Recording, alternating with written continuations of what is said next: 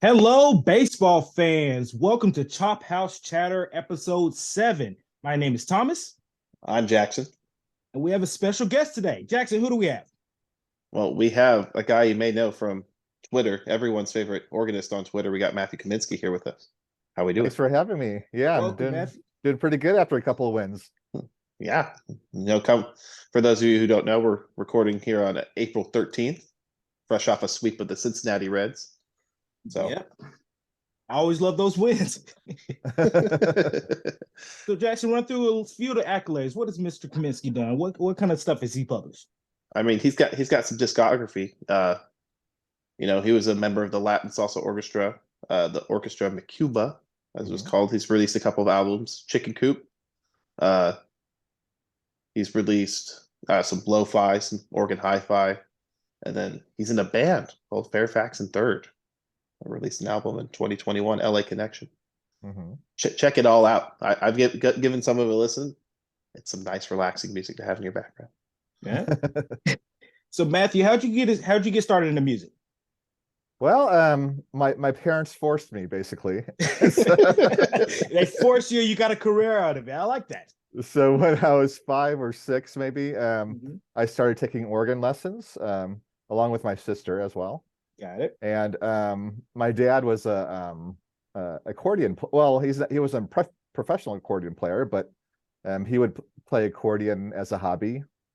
So in addition to taking lessons on the organ, I would just kind of watch my dad play the accordion, and I picked up that instrument as well. And again, throughout my childhood, pretty much my parents kind of were forcing us to take lessons and forcing us to practice.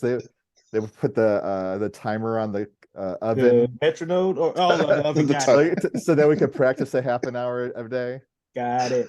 It was right around. I think it was right around maybe 7th grade where I really started to do it for myself rather than being forced. Got it. So I enjoyed it enough. I enjoyed it enough when they were forcing me, but they didn't really have to tell me to practice after like 7th grade. Got it. It was just fun for you. Yeah. And in high school, I joined the jazz band. They needed a piano player, and even though I had played organ and accordion, I could kind of relate that to the piano. So, starting in high school, I kind of started my love of jazz music. Now, I do respect you being in jazz band. I was in jazz band in high school. I was the trumpet section leader, and I loved that. I was in jazz band for the last 2 years of high school. Loved that so much. Oh, nice. Yeah. Yeah, I really had no clue what jazz was when I joined the jazz band. I knew that some of the music I had played, they had jazz in the titles and everything, but it was not something that was on my radar. So it was a good experience.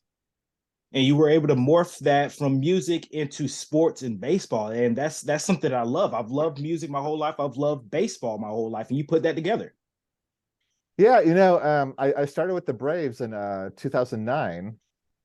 And it's funny because a lot of people think that I'm the one who kind of came up with these walk-up songs that I play for players. So for those of you who don't know, I play the song that the opposing player comes up to when they come up to bat. And what I do is I kind of cater it to their name, or I cater it towards perhaps a situation that they were in. And it's actually something that my bosses at the Braves talked about during our first interview. So it's not something that I came up with, and it's something that I think organists have been doing in baseball for a long time. But I love that kind of melding of music and sports, especially when there's kind of that added I don't know, trivia element to it. Yeah. Yeah. So I see the Atlanta United shirt. Do you support any other sports teams other than the Braves? Well, I might lose some fans here. I grew up in Chicago. No, don't do it. Don't do it. So I'm a Bears fan. I'm sorry, Falcons fans, but I've been a miserable Bears fan since growing up in Chicago. They were great back in the day. Yeah, I'm 46 years old. So they won the Super Bowl in '85. So I was 8 years old, and that was like the prime, like when you're really into like sports idols and stuff. So Jim McMahon was my favorite player. Walter Payton, I got to see in person a couple times because his son went to kind of a rival high school of ours. Cool. So he would be in the stands watching his son play. So the 85 Bears was my kind of my team. So in Atlanta, back then we didn't really follow soccer as much. So I've adopted the United as my Atlanta, my other Atlanta sports team. Got it. But I still have to be miserable watching the Bears suffer through watching Justin Fields run for his life. Yeah, we had to kind of make our way through at least a couple dozen quarterbacks while Green Bay has won. Every other year. I was gonna say, welcome to the club, Atlanta Falcons. Welcome to the club. Now y'all can have that. I'm a Philadelphia Eagles fan, so I've been riding high for a while now. Yeah. But my sports teams, they dance all over, but I stay strong with my teams. I like the Braves, Miami Heat, Philadelphia Eagles, and then college football, Florida Gators. Yeah, I'm still a Bulls fan too. However, I haven't really followed basketball since really that Jordan era. Got it. I was really into basketball for their six-peat, I guess, or six rings. They had 2 3-peats, I guess. But then I kind of I don't know. I guess I kind of lost interest. I got more into baseball. Got it. Now, the Braves is a job outside of just being a great team to watch, and you don't have to be a Braves fan working for the team. Are you a Braves fan? I am. Well, definitely am a Braves fan, having gone to over 1,000 games. I know a couple of my buddies that work with them. They work for the Braves, but they grew up cheering for another team. So like they'll wear the Braves shirt, but underneath they're a Yankees fan. They're a Red Sox fan. So you never know how it is. Yeah. Don't let the Braves fans know that I grew up a Cubs fan.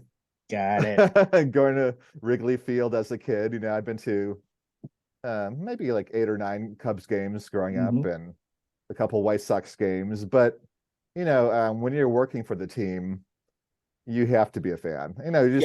You see it so much. And I've lost kind of my knowledge of what the Cubs are doing these days. So, I know that Dansby's there, but yeah, the Cubs are a major league team. Yeah. Yes. But yeah, as soon as I started working for the Braves, I kind of switched over. Got it. What you got, Jackson? All right. Oh, I lost myself. So what's the best interaction you've had with the fans? Speaking of the fans. Actually, let me see if we pull it out. One wonderful Braves fan made this for me. Oh, that's sweet. This is a one of a kind. The poor hand fell out though. I've got one hand on this bobblehead. Oh, and it swivels. I gotta. Yeah, so this moves over here. What's the Braves fan? Shout him out here. So you know what? This is maybe this is probably at least like 6 years ago, and I don't remember his name. I need to look through all my emails, and I need to put his name down here somewhere just to remember that Braves fan. I'll definitely have to make sure. There's this one guy I follow on Twitter, Dr. Bobble on Twitter. I'll make sure he has to watch this so he can see that. He loves Yeah, you know what? I think I've seen his tweets as well. Mm-hmm. So that's the one. Whenever a Braves fan, whenever they appreciate what I do, I like all my interactions with the fans. So, have you had any good interaction with players or any good engagement with players? As employees, we're not supposed to. What's the word? Fraternize or but if they engage, I know if they start a conversation, or even if they, oh yeah, you're the guy that played the funny music, like the Money Money Money song when Bryce Harper had his huge contract. Yeah, so there's only one player who requested that I come down and meet him, and that was Jerry Blevins. Do you know Jerry Blevins? He was a left-handed reliever for the Braves. I was gonna say, funnily enough, we were making fun of that yesterday. My dad and my brothers were like, remember Jerry Blevins?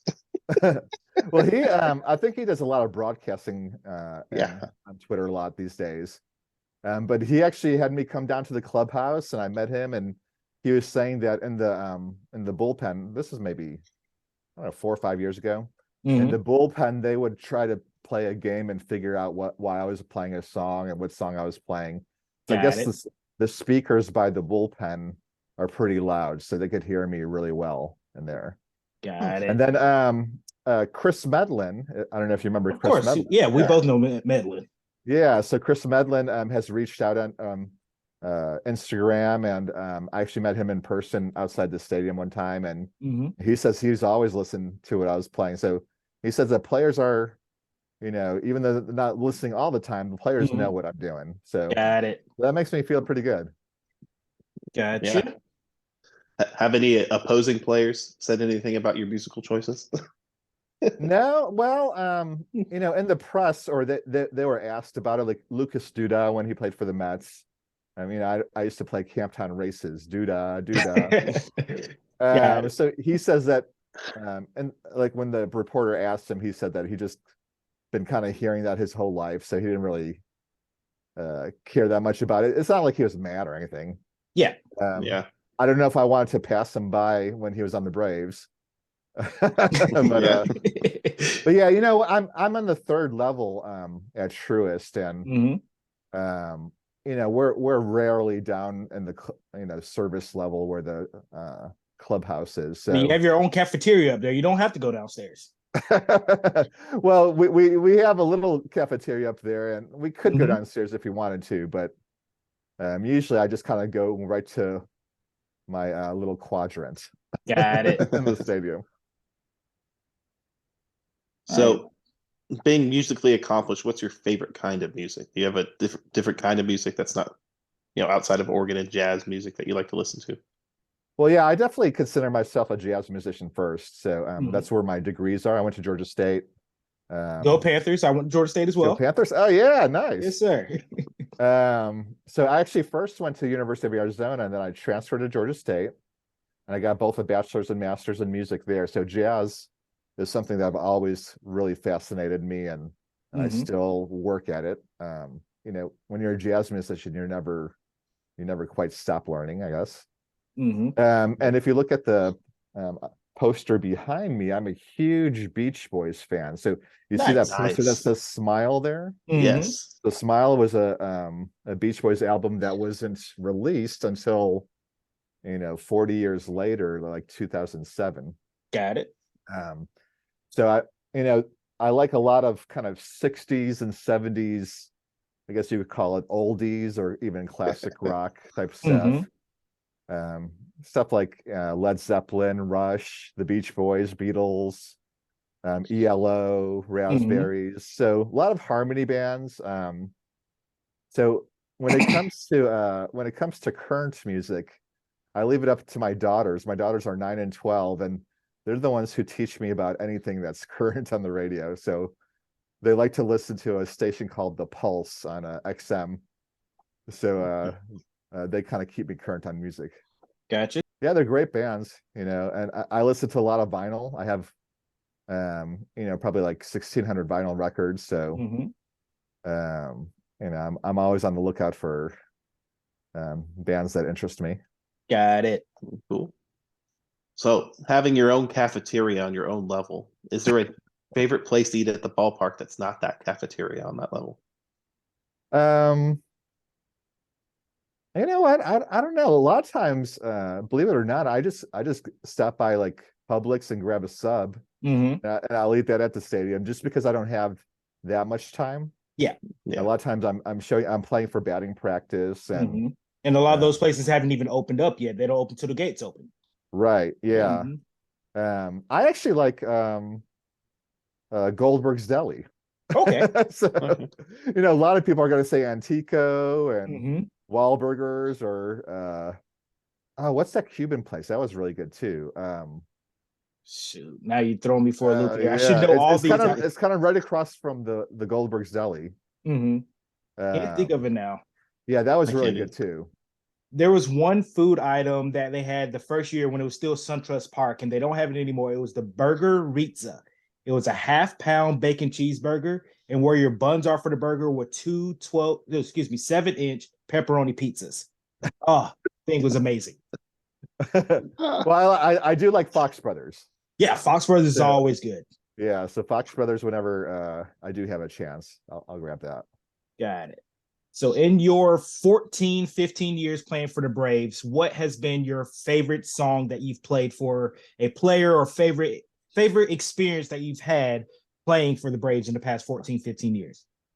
Well, so I did mention that Lucas Duda. So the thing that was special about Camptown Races was that it was after a rain delay, and all the drunk fans were singing along with me. So I would play, I would play Camptown Races, sing this song, and then you hear the whole stadium, Duda. Now, do you actually sing the songs that you're playing? No. Oh, come on. Listen, that was Turner Field back then, and I was actually in the press box with the reporters, and the New York, I think New York Times or New York Post reporters were right in front of me, and they were like egging me on to do it more and do it more.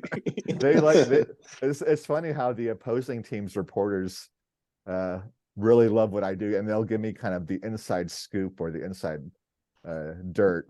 So that definitely that experience. Of course the World Series. What really stuck out in my mind from that World Series year is actually the parade. So I was on the you had a keyboard on the float, right? Yeah, I was on a float with the heavy hitters, which is the drumline team, and Jammin' John, who's our DJ, was on there as well. And just going through, they say there was over 1 million people between both locations. We were downtown and in Cobb County, and that was, even though we were going probably 50 miles per hour, that was downtown. Y'all were flying downtown. Yeah, I wasn't driving. Don't blame me. But that was quite an experience, and my daughters actually came with, and my wife had to work, but my daughters came with our neighbor, and I got to see them. They were like kind of the Midtown area. Got it. So I got to wave at them as we're driving quickly through. Got it. All right, couple more questions. All right. When you choose songs for an opposing team player, what's the most challenging? A lot obstacle? Of times, so what I do these days, pretty much I'm choosing songs that are all from suggestions. So from my Twitter page and from my Facebook page, I look at all the song suggestions that people make, and I have to pick the songs that work the best on the organ or immediately on the organ. Now this year with the pitch timer, I get maybe it's cut you down like half the time that you used to have. It's cut me down maybe like 5 seconds. Got it. Which actually I was used to because I do a lot of college games, and in colleges the distance from the on deck circle to the batter's box is a lot less than I never even thought about that. MLB baseball stadium. Yeah, and they're just smaller spaces. So. For the last 12 years, I've been playing at UGA, and I play at Auburn, and I just went to Mississippi State. I do a lot of colleges, and so I'm kind of used to the shorter walk-ups, but I have to be really to the point with the pitch timer because I want the song to be recognizable right away. Got it. So I have to choose songs based on that. Also, a lot of songs with spoken word, say hip hop or rap songs. Yep. Don't quite work as well because I can't really emulate that spoken word unless there's a hook. Yeah. Like for example, like I know this is a bad example, but Ice Ice Baby, you have that bass line, bum bum bum ba da dum bum, bum bum. So if there's like some sort of instrumental hook, I could play that. But if it's just rapping where they're speaking, it's not conducive for the organ. Yeah, we had the hardest time in high school convincing our director to let us play certain songs in the stands during football games. And finally, he told us if we chose a song, if we wrote it up, he would listen to it. We finally got him to let us play Big Things Poppin' by T.I. Da da da da da da da da da da. And that chorus line there Everyone loved it. Everyone fell in love with it. That was like the theme song for my senior year in high school. Just nice. there in band. Loved it. Yeah, so if there's that instrumental part or a bass line or some sort of hook, then I could play it. I played what was the song? There's a Dr. Dre Snoop song that I played. I think the batter's name was Compton or something like that. Got it. Straight out of Compton. Yeah, so I played it. I played it some songs out of there that worked. I had to kind of choose which ones to work. So, to make songs on recognizable on the organ, I have to kind of pick and choose which ones are better or which ones don't quite work. Gotcha. So for this last interview question, we're going to go back in time a little bit. We're going to 1985. So there was an organist by the name of Derek Dye. He was thrown out of the game by Kevin O'Connor, the home plate umpire, for playing Three Blind Mice. If that happened to you, how would you feel? Well, I know our number one rule is no disparaging music or songs towards the umps. Got it. Now, when the other team's manager is arguing a call, I like to play Big Girls Don't Cry. But so I could kind of skirt the line there with the opposing team's manager. But that's not the umpire, so there's a little bit of gray area there. Right. Yeah. But I know better not to do anything like that.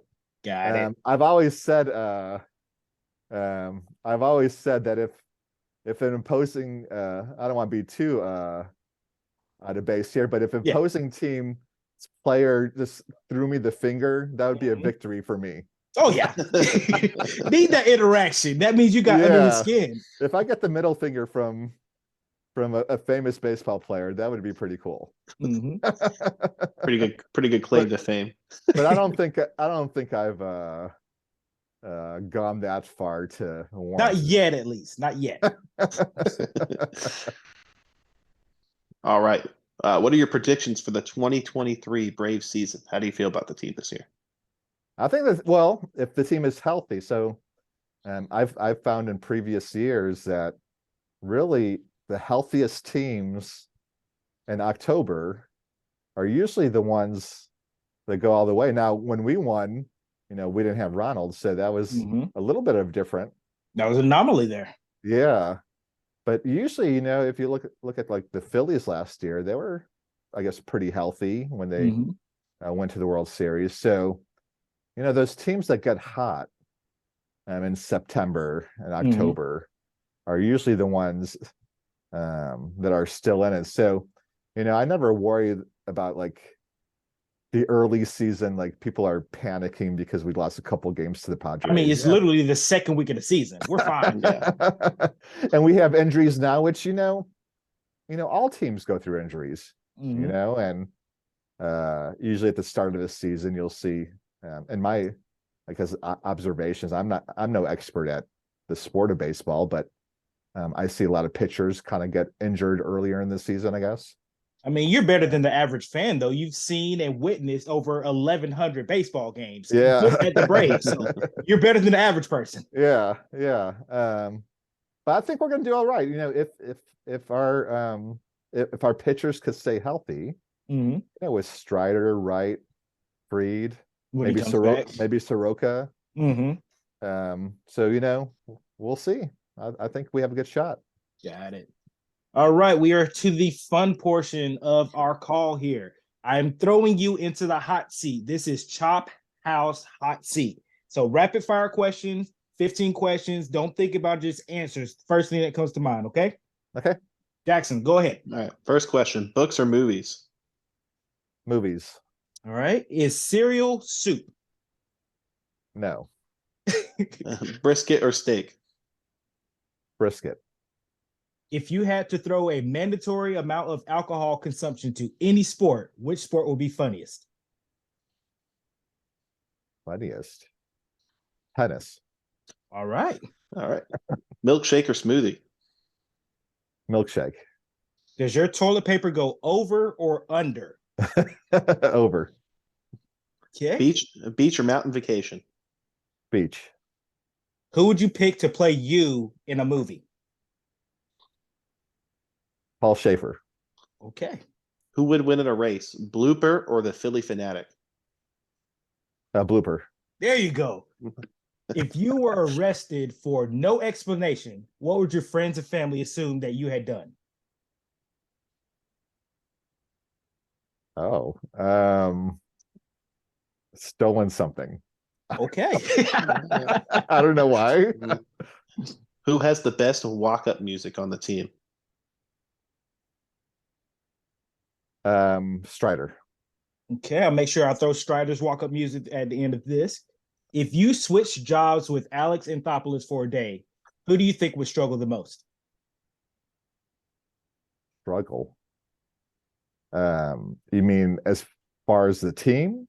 Who do you think would have the more difficult job? Alex Anthopoulos playing the Oregon or you being GM for the day? I don't know if he plays, so I'm going to say him. All right. All right. If you could meet one musician from any time in history, who would it be? Brian Wilson. All right. All right. Chicken wings, flats or drums? Drums. There you go. Yeah. And if you could master a hobby, any hobby in one day, what would it be? Oh, hobby. Painting. All right. All right. Matthew, you have made it through the hot seat. Congratulations. You survived. I guess I mentioned Paul Schaefer because he's kind of on the David Letterman show back when he was on Letterman's show. He does, or he was doing what I'm doing now. Got it. So he would play, if you noticed, whenever guests came out, he would throw in those songs that have connections to that guest. And that's usually the background stuff people don't notice, but it makes me start to pay attention to it now. Yeah. Got it. So Sorry, Matthew, I got a call coming in there. I got you. Sorry. So this is the end of the interview. Where can the fans find you? We're posting this on YouTube. So what's your Twitter handle? At Braves Organist on Twitter. Gotcha. Jackson. You're on Instagram as well, aren't you, Matthew?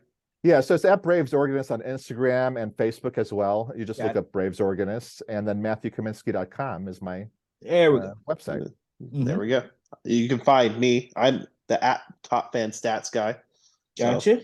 And I am 755 Chop Talk. And last thing before we sign off, I had a surprise question, didn't prep either one of you for it. Matthew, I'm going to give you a chance to answer it first. And then we're going to let our residential stats guy, Jackson, give it a shot. There is a record held by a former Braves pitcher. The record is who has the most consecutive strikes thrown in a baseball game. Do you know who holds that record? Most consecutive strikes thrown in a baseball game. I'm going to say Smoltz. Not Smoltz. Jackson, you got a shot? I mean, this is a really hard question. I'm gonna go with that is hard. My brain is telling me Greg Maddux because Greg Maddux threw a lot of strikes. But I know you're gonna pick somebody tricky, so it's gonna be somebody weird. So I'm probably gonna go with Julio Teheran. As a good guess as well, but it is neither John Smoltz or Julio Teheran. It is big, sexy Bartolo Colon. Bartolo Colon. He threw 38 strikes in a row playing for the Oakland A's. Oh, but not playing for the Braves. Not playing for the Braves, but he is a former Braves player. Yeah, you're right. Okay. You're right. Wow. So Matthew, do you have any promotions? Do you want to shout out anybody? Do you want us to post anything for you? No, just come out to the Braves games. Right. Come out to Truist Park this year and cheer on the team. All right. So this is Chop House Chatter signing off, and we like all of our guests. Give us a big old chop on right here. There you go. There we go. Have a good one, fans.